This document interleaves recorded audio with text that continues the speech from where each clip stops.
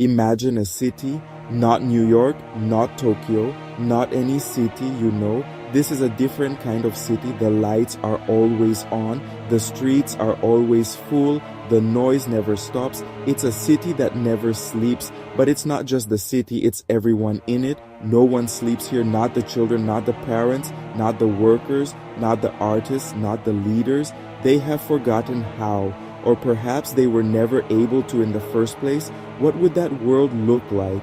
What would happen to us, to our civilization, if the fundamental rhythm of day and night, of work and rest, simply vanished from our lives? This isn't a question about pulling an all-nighter for an exam. It's not about the occasional bout of insomnia. This is a fundamental shift in the human experience. We spend a third of our lives unconscious. We close our eyes and our brains go to work on a secret, vital task. We dream, we heal, we reset. Take that away. What are you left with? You have 24 hours in a day, but now every single one of them is an hour of being awake. It's a world with 8 extra hours, a third of a lifetime handed back to us. What would we do with all that time? Productivity, endless opportunity, learn more, create more, work more, live more. The economy would run continuously, a machine without an off switch. But there is always a catch, isn't there? A hidden cost to every apparent gift. The human mind and body are not machines.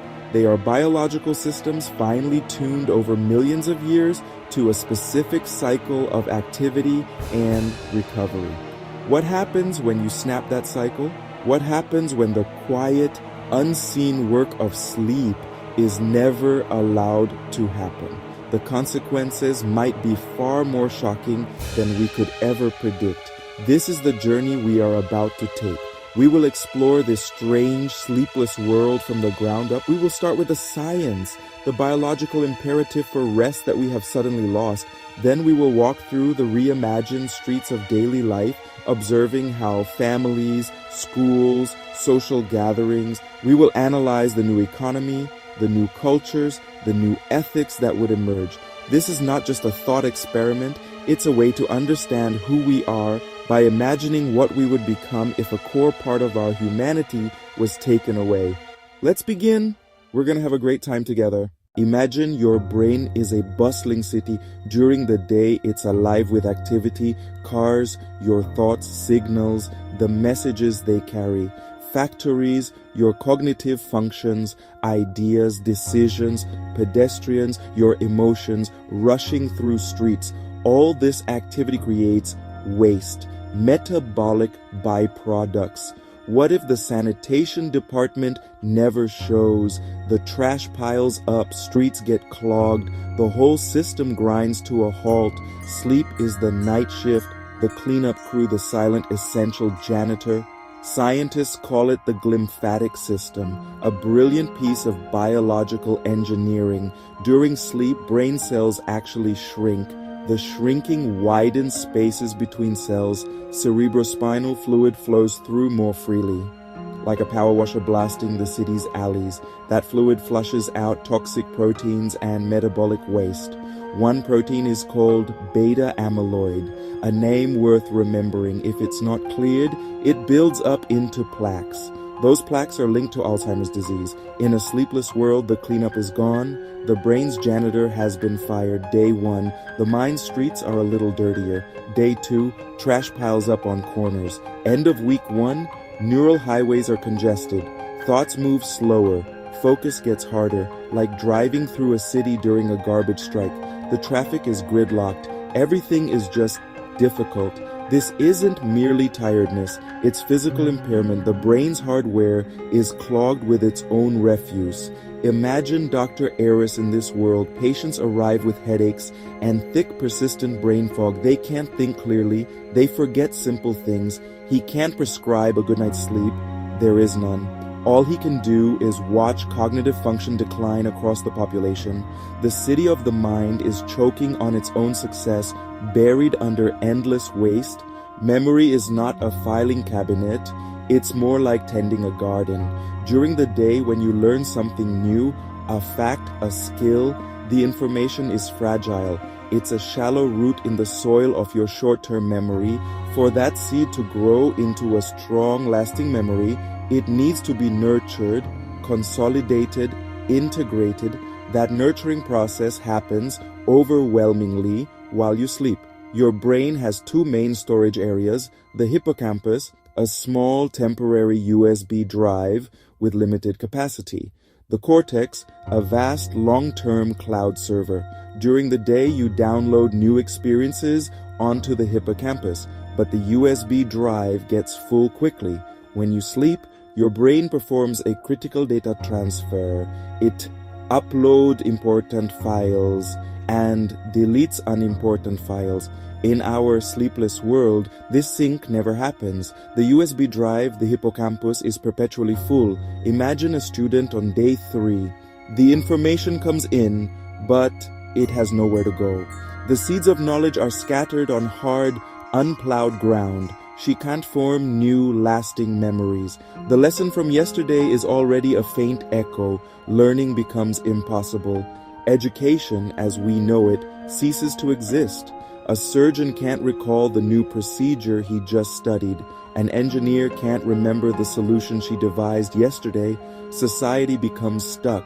The fortress of memory, which allows us to grow, learn, and build complex societies, has had its gates locked. The world hasn't just lost rest, it has lost its ability to learn. Sleep is when our immune system goes to work.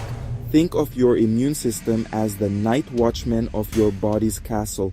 Now imagine sleep taken away. The factory shuts down, the night watchmen disappear, the castle walls lie unguarded, the population becomes vulnerable, the common cold becomes dangerous, a small cut swells and turns infected, hospitals overflow with everyday infections, chronic diseases skyrocket as inflammation goes unchecked, and stress hormones like cortisol run amok. Now, let's go back to our teacher, Miss Eva. She stands before children who are struggling to learn and are constantly sick, persistent coughs, rashes, infections. Without it, the body stays in high alert. The nervous system is stuck in fight or flight, leading to high blood pressure, increased heart rate, and constant anxiety and agitation. The silent guardian has abandoned the post, and the once resilient body begins to fall apart from the inside out. REM sleep is the time when our brain processes the emotional experiences of the day. It strips away the sharp, painful edges. It's like a form of overnight therapy. Without this, the emotional volume knob gets stuck on high. Everyone is living with a raw, exposed nerve. Small frustrations become sources of intense rage. Minor disappointments feel like crushing tragedies. Emotional outbursts are the norm, the social fabric that holds us together: patience, empathy, tolerance. When those threads snap, society itself begins to unravel. Imagine every single driver on the road is emotionally volatile, prone to irrational anger. It's a profound personal insult that demands an aggressive response. After just a few days without sleep, people start to experience symptoms similar to psychosis. They see things that aren't there, they hear voices. The mind, unmoored from its anchor of sleep, is not just tired, it is fundamentally broken. The shared meal dissolves into a series of individual pit stops for fuel. The idea of a bedroom becomes obsolete. Why have a room dedicated to an activity no one performs? The home is no longer a sanctuary of rest. It is a 24-hour community center. The intimacy of winding down together vanishes. These extra hours are not hours of quality time. They are hours filled with friction. The joy of play is tainted by a pervasive underlying exhaustion. For parents, there is no escape. The demands of parenting are constant. This new reality would also rob children of something essential: dreaming. You take that away, and you take away a vital tool for emotional and cognitive development. We began this journey with a shocking image, a civilization that has forgotten how to rest. The initial promise revealed itself to be a cruel illusion. The 8 extra hours were not a gift, they were a loan against our biology, and the interest payments are devastating. This forces us to confront a simple truth. We are not machines, we are biological creatures bound to the planet's rhythms. It silently cleans our minds, mends our bodies, and gives depth and meaning to our waking hours. The sleepless world holds up a mirror to us. We haven't eliminated sleep, but we're chipping away at it. We sacrifice rest for one more hour.